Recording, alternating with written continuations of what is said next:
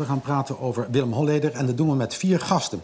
Om te beginnen oud-politieman Klaas Wilting. U heeft Holleder in zijn jonge jaren meegemaakt, toen hij, laten we zeggen, net aan de misdaad begon. Nou, niet persoonlijk hoor. Nee, maar wel als woordvoerder van de politie was het toen. Hè? John van der Heuvel als misdaadverslaggever. Nico Meijering, advocaat van andere mensen die verdacht worden van erge dingen. En Michiel Romein. Daar heb niks mee te maken. Beeldend kunstenaar. Ja, zoiets. Ja? Ja. Artiest. Acteur. Ja, Acteur. Dus een beetje die kant op. Ja, je hebt Willem Holleder gevolgd tijdens de procesdagen. Maar niet persoonlijk hoor. Het is allemaal vrij afstand. Je was aanwezig. Ja. Ja? Ja. En je hebt later liquidatielocaties gefotografeerd. Ja, heel veel. Ja. Maar daar gaan we straks over. Daar komen we straks over te spreken. Eerst even naar John van der Heuvel. Want er wordt enorm gespeculeerd over de vrijlating. Wanneer dat zal plaatsvinden. Dat is natuurlijk niet zomaar. Want mensen denken als hij vrijkomt en er zijn een paar mensen die rekeningen met hem te verheffen hebben, dan staan ze klaar. Dus, wanneer komt hij vrij? Ik denk op heel korte termijn. Er werd net gesuggereerd door jullie dat hij misschien al vrij is. Ja, is dat ik zo? heb vandaag ook de tips gehad dat hij al in de PC Hoofdstraat gesignaleerd zou zijn. En, hij zou een huis aan het zoeken zijn in Laren. Nou, dat is allemaal onzin. Hij zit nog gewoon vast. Maar hij gaat wel op korte termijn vrijkomen. Ja. Maar dat wordt natuurlijk niet verteld.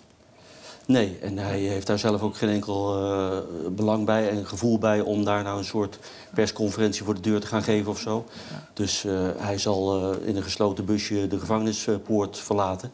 En dan zal hij ergens worden afgeleverd. En het is niet zo dat de verwachting is dat hij met 2 vuilniszakken naar buiten loopt. Ja. En dan maar de pers wordt... Hij zit in de Schiet, toch? In Rotterdam, hè? Hij is, ja. Is het nu zo dat journalisten, en jij zelf misschien ook, of mensen van de Telegraaf waar jij voor werkt, nu al met de camera daar voor de deur staan en denken van, ik wil die eerste foto hebben? Nee hoor. Maar die eerste foto, wij zullen dat niet actief doen, maar die eerste foto zal ons heel snel worden aangeboden, denk ik.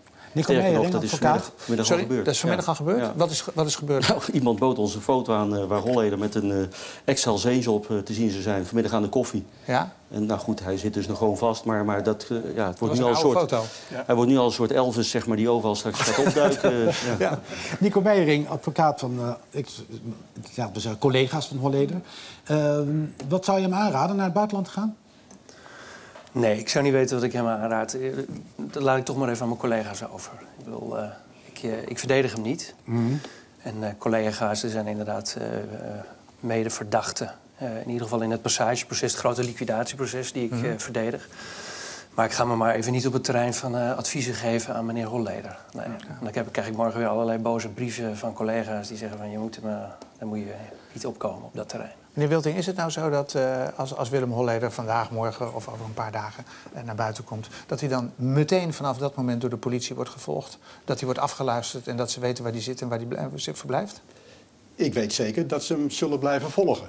Maar ik wil niet zeggen dat ze hem gaan afluisteren. Maar dat ze hem zullen blijven volgen, dat is wel een ding wat zeker is. Ja. Het is eigenlijk een hartpatiënt die naar buiten komt, hè John?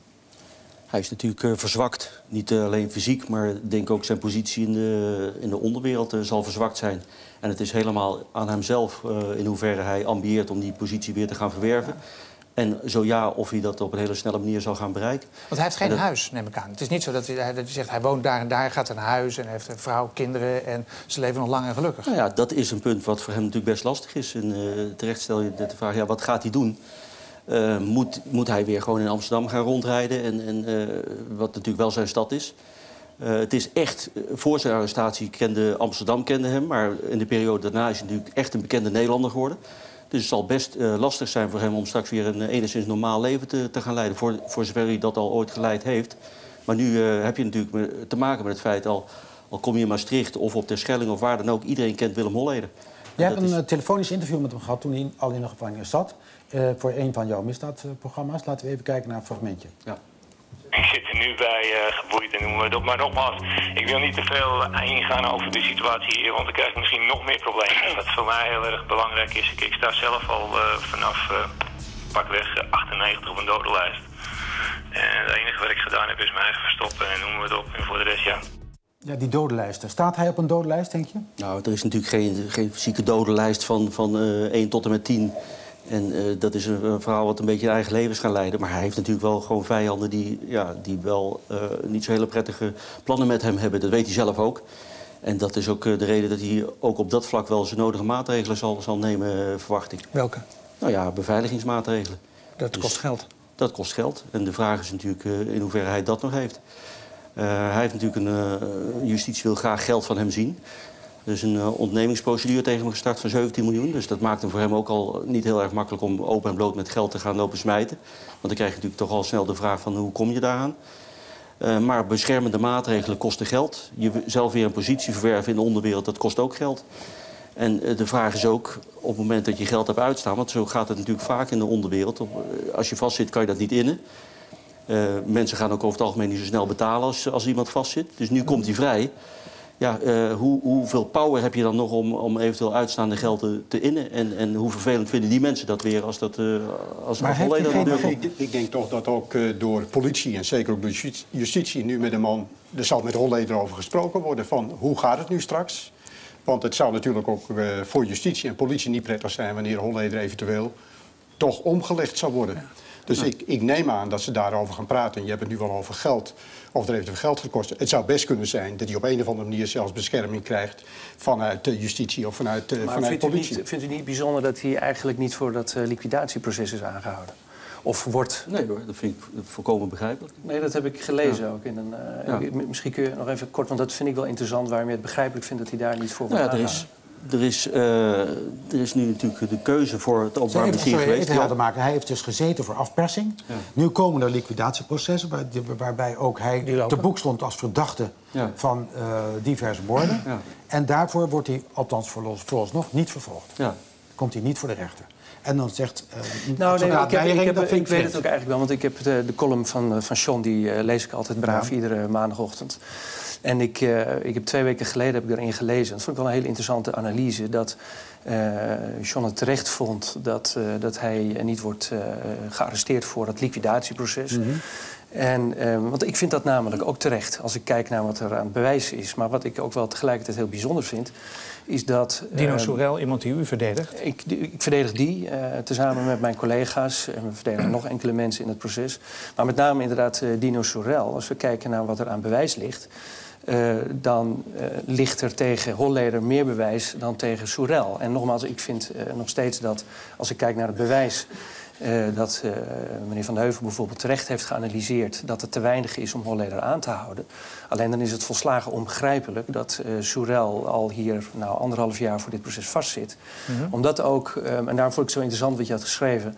is dat je ook zegt van er is alleen de audito bewijs. Hè. Dat is even een ingewikkeld woord. Dat is van horen zeggen bewijs. Als het is anders bewijs dan dat ik tegen de politie zeg van... ik heb u die bank zien inlopen, die bank overvallen. Of dat er bewijs is tegen u dat iemand zegt... of dat ik zeg, ik heb iemand horen zeggen dat u die bank in bent gegaan. Ja.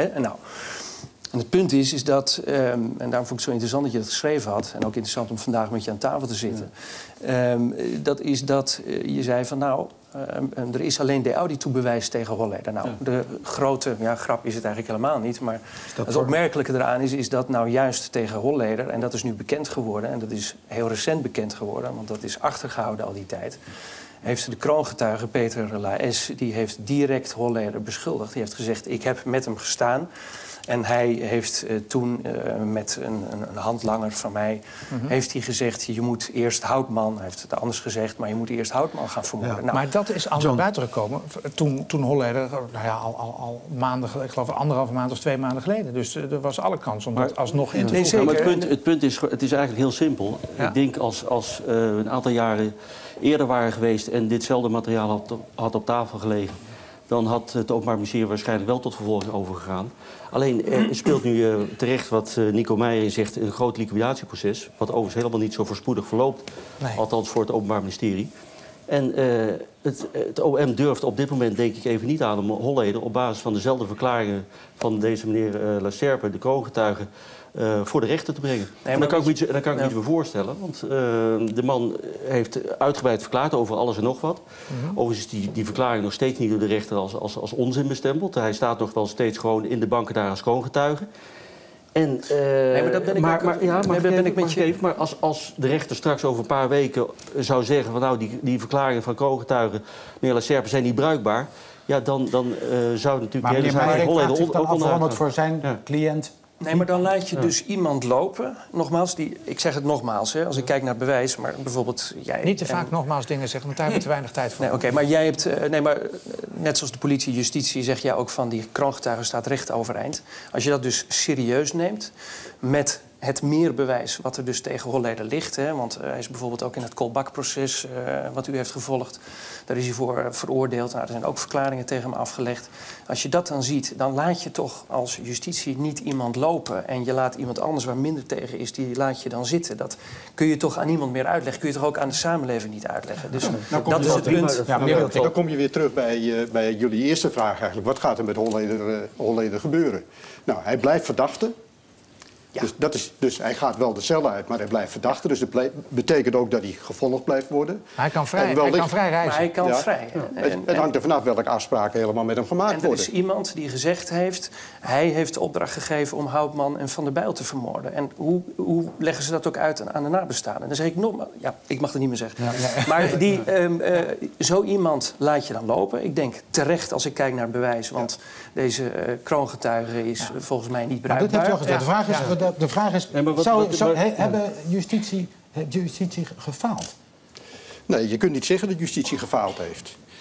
Als je uiteindelijk de zaak niet helemaal rondkrijgt... want hij zat natuurlijk vast, dus gedurende de periode dat hij vast zat... konden ze rustig werken aan die andere zaak. Dus het was op zich geen enkel probleem. Meer dan 3 jaar onderzoek aan besteed. Ja, maar misschien wel 6 jaar onderzoek aan besteed... als je gaat kijken wat er in het verleden ook allemaal is gebeurd. Dan is het resultaat mager en dan kan je afvragen... heeft justitie gefaald? Nou, je kunt nooit zeggen in dit soort zaken dat justitie gefaald heeft. Als je er alles aan hebt gedaan... alle onderzoeken goed hebt uitgevoerd. Je komt zelfs met een kroongetuige. Alleen het probleem van een kroongetuige blijft altijd... dat is een crimineel. Ja. En de vraag is hoe betrouwbaar is een kroongetuige... die ook tevens crimineel is. Als je dan toch uiteindelijk die zaak niet helemaal rondkrijgt... vind ik niet dat je kunt zeggen dat je gefaald hebt. Het is alleen uitermate vervelend, zowel voor justitie... want het heeft natuurlijk ontzettend veel geld gekost. Het is uitermate vervelend voor al die politiemensen... die er zoveel uren in hebben gestoken. Maar ik denk dat het altijd waard is, wanneer je een man als Holleder neemt... dat je dan echt tot het gaatje gaat om uiteindelijk de zaak rond te krijgen. En als het dan niet lukt aan het einde... Wie weet, misschien zitten wij hier over een paar maanden weer... en dat we zeggen, nou, hij is weer aangehouden. Maar hoe gaat u... En nu zijn er meer Romein. Maar hoe gaat u... Ja, ik denk ook. We komen straks, Nico, nog wel over die... Maar Michiel, jij bent geïnteresseerd geraakt in Holleder. Hoe kwam dat? Nou, dat is een lang verhaal. Ik werd als acteur altijd gevraagd om pro-Levend veel te spelen... taxichauffeurs. Ik kom uit een ander milieu, maar goed, ik zie er zo uit als zodanig. Ja. En dan zit je al gauw aan een typecasting vast. Maar ik kom zelf uit Amsterdam en ik ben altijd gefascineerd geweest door de onderwereld. Gewoon letterlijk de wereld die onder deze wereld zit. Het is een soort veenbrandje wat onder Amsterdam woedt. En af en toe zie je daar een soort paddenstoeltje uitkomen... En al die paddenstoeltjes waar ik me mee bezig hield... of waar je de kranten over leest... dan werd er gewoon hondsbrutaal werd iemand geliquideerd op straat. En dat is even zo'n liquidatieplek. Dat is een plek waar even het brandpunt... dat is eigenlijk een vergrootglasje met een straaltje, dat zit daar. Er zitten allemaal mensen om als een mierenhoopje. Er zitten kerels in witte pakjes en met lintjes. Is dat even helemaal een punt.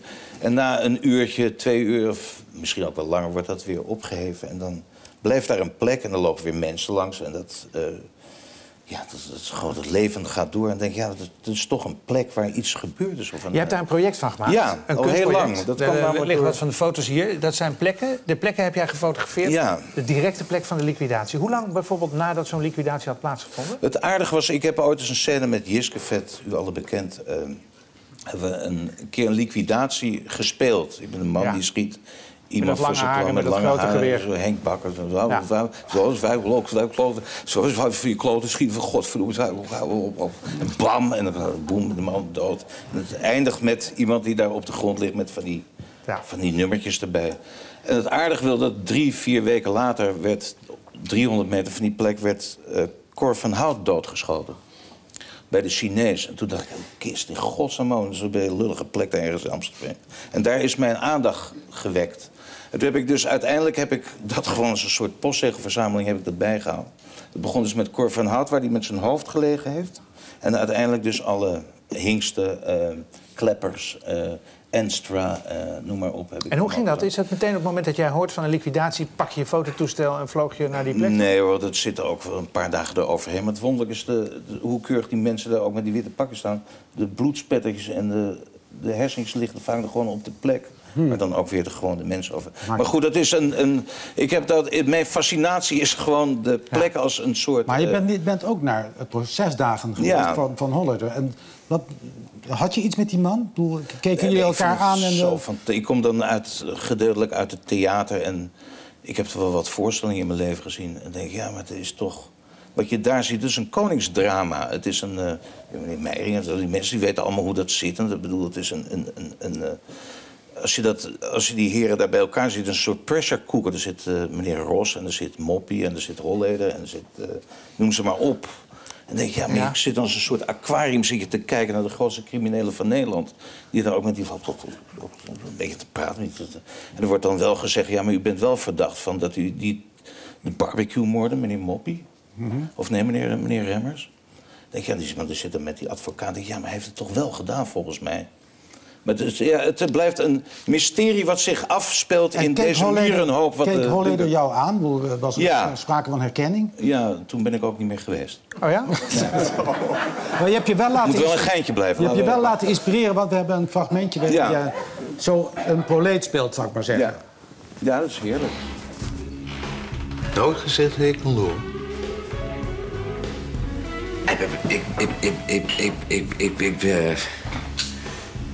Ik ben dat gezocht.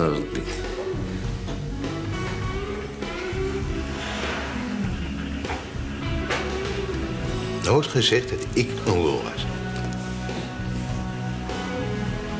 Ja, gewoon, dit is gewoon... Nee.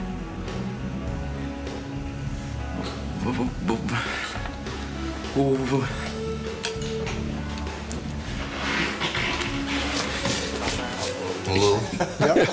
John van der Heuvel kijkt erbij alsof hij het heel herkenbaar ja, het is goed. Het is absoluut goed gespeeld. Nu speel ik het beter. Want? Bepaal jij dat? Bepaal jij dat of ik dat... Ja. Maar ik bedoel, ik vind het sowieso het menstype wat daar zit... sowieso dat je in het leven staat om jezelf te verrijken. En daar mensen voor te killen. Dat is je dus een grote Mercedes, een paar lekkere wijven, wat koopwaard. Dus om daar 21 jaar voor in de cel te zitten, ik vind het nogal een opoffering ook. Dus laten we daarop houden. Opoffering? Ja, ik bedoel, wat heb je er eigenlijk aan? Ja. Nou ja, misschien loont het dus niet, misdaad. Nee, maar ik wil niet... Misschien vindt hij het wel gezellig daar. Klaas Welting, hoe heeft u eigenlijk... U zei net al, Holleder persoonlijk heb ik niet gekend, maar... wat was het eerste moment dat u dacht, hier gebeurt iets? Nou, eigenlijk het eerste moment dat Holleder echt in beeld kwam... dat was natuurlijk met de ontvoering van Heineken. Nou, daarvoor hebben we dan een zogenaamde speedboot-overval gehad door de grachten. En daar is hij overigens nooit voor veroordeeld. Alleen iedereen, en ook bij de politie zegt men... die speedboot-overval is ook gepleegd door Holleder en zijn kornuiten. Want je hebt natuurlijk ook gewoon geld nodig... om uiteindelijk ook een ontvoering te kunnen doen. En wanneer was dat? Die speedboot, de Heineken-ontvoering was in 83. De speedboot-overval, ik dacht 81, 2 jaar daarvoor. Want ze hebben ongeveer 2 jaar nodig gehad om de ontvoering voor te bereiden. Juist. Maar daarvoor waren die knapen ook al bekend, omdat ze zich ook bemoeid hebben met het uit het huis halen. Maar dat niet op een gewone manier, een hardhandige manier. Nou, we zijn allemaal jong geweest. Dus ze waren eigenlijk ook al als een soort knokploeg. Kom op, zeg. Als een soort knokploeg opereerden ze ook al. Maar het is eigenlijk pas natuurlijk heel groot geworden nadat de ontvoering van Heineken is geweest. Ja. En ze uiteindelijk gepakt zijn met de hele sores die we hebben gehad vanuit Parijs, vanuit andere landen. Waarna ze uiteindelijk in Nederland weer terechtkwamen. En daarna natuurlijk ook de criminaliteit waarin ze zijn gebleven. Maar hij is Holleder is een mythe geworden.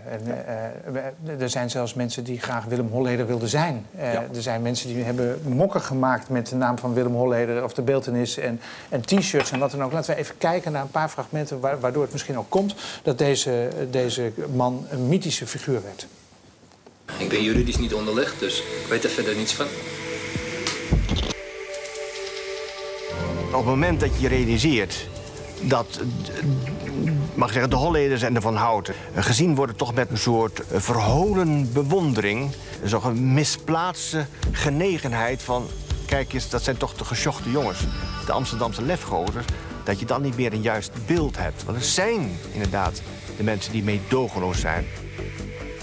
Justitie doet er alles aan om mijn cliënt af te beelden en neer te zetten in de beeldvorming als zo'n beetje de El Capone van de lage landen. Niemand hoeft bang te zijn voor Willem Holleder? Voor zover ik weet hoeft niemand bang te zijn voor meneer Holleder, nee. Het gaat om afpersing en bedreiging van vermogende handelaren in onroerend goed. Witwassen van afgeperste geldbedragen. Het voorhanden hebben van wapens, liquidaties en de voorbereidingen daartoe. Aanslag op rechtbank, proces Holleder verplaatst. Het enige wat hij hoort is dat de rechtbank bijna is opgeblazen. En dan krabt hij een paar keer op zijn hoofd en dan denkt hij van jongens, wat is hier nou aan de hand? En welke hoek zou dat nou weer moeten komen? Het is ook niet zo makkelijk natuurlijk als je in de media afgeschilderd wordt als een of ander monster en weet ik veel en noem het op. En je weet zelf dat je het niet gedaan hebt. Wordt hij als een monster afgeschilderd? Nou, wel groter dan hij is? Ja, eigenlijk zou je het een beetje kunnen vergelijken met Bruinsma. Ik zeg wel eens, toen Bruinsma doodgeschoten werd, toen werd hij eigenlijk nog veel groter gemaakt dan voor die tijd. En daarna zie je dat eigenlijk de Holleders en nog wat figuren die eromheen zaten ook in een heel erg groot werden. Daar hebben heel veel mensen aan meegewerkt. Er hebben advocaten aan meegewerkt. Er heeft de politie aan meegewerkt, want als je aan de zaak Holleder werkte, ja, dan zat je toch bij een goede recherchegroep. De kranten hebben daar aan meegewerkt, want hij hoefde maar te knipogen en er stond natuurlijk een groot verhaal in de krant. Wat natuurlijk ook meespeelde. Nou, maar hij is daar pas later, heeft hij daar zelf ook een bijdrage aan geleverd. Ja, heeft hij ook. Maar wat natuurlijk heel sterk meespeelde, en dat waren, vond ik altijd hele mooie beelden, dan zie je dat Holleder op een gegeven ogenblik raakt hij zijn rijbewijs kwijt. Nou, hij gaat naar de rechter en hij zegt, ja, maar meneer de rechter, ik word bedreigd, dus ik moet beslist in een auto rijden en die auto moet ook helemaal beveiligd zijn. En vervolgens krijgt Holleder zijn rijbewijs weer terug. Wat gebeurt er even later? Zie je Holleder lekker op zijn scootertje door Amsterdam rijden. Dus in feite heeft hij er zelf ook aan meegewerkt, omdat hij zich daardoor eigenlijk, het leek net alsof hij onaantastbaar was geworden. En zo uitte hij zich ook. Nou, dat betekent dan dat op dat moment de politie er natuurlijk nog veel harder tegenaan gaat.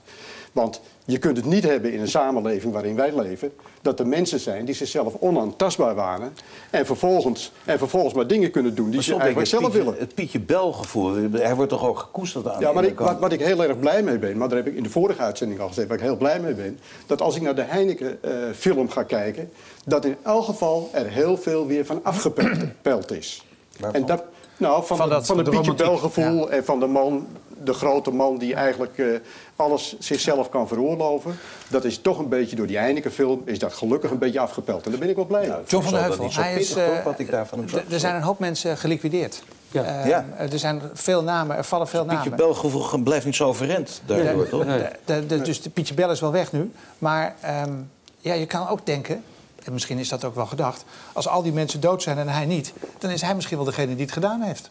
Nou ja, zo heeft de politie en het Openbaar Ministerie natuurlijk ook geredeneerd. En dat wordt dan nog eens ondersteund, dat gevoel, door een aantal getuigenissen die daarover zijn afgelegd. De bekende van horen zeggen getuigenissen. Maar zolang er niemand is die 1 op 1 kan verklaren van, nou, ik heb van hem de opdracht gehad, ik heb daar geld voor gehad.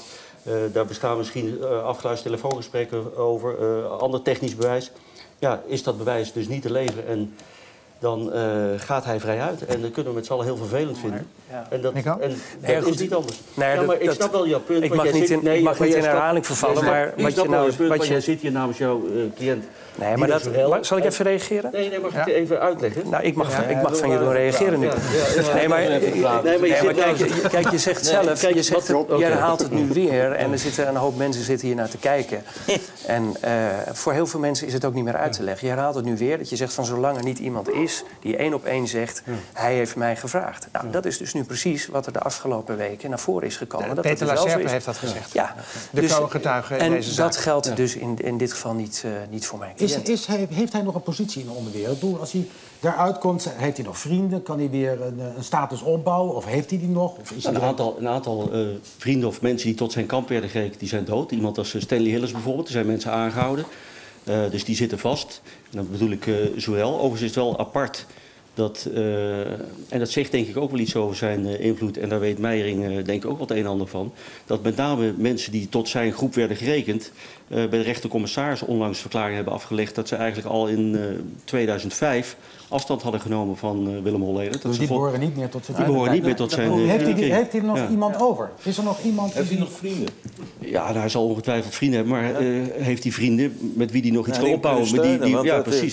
Dat is een probleem. Nee, maar dan kom je ook bij die beeldvorming uit. Want jullie hadden het net ook over die beeldvorming. Ik vraag me ook wel af of er niet in de maatschappij, maar ook bij justitie en politie, ook niet een zekere behoefte is. En wacht heel even met meteen... nee, ik zeg niks. Maar niet een behoefte is aan grote mensen. Want des te groter de mensen worden gemaakt, des te meer succes er is om ze dan ook binnen te halen. En dat is natuurlijk, als ik kijk van hoe onze cliënt Sorel is binnengehaald. Nou, ik weet niet of u daar beelden van heeft. Daar hebben we beelden van. Zullen we even kijken? Maar, kijk maar. Spectaculair, Rozengracht. Het arrestatieteam gisteravond op het dakterras aan de Rozengracht. Het was een mogelijke vluchtroute voor Dino Sorel.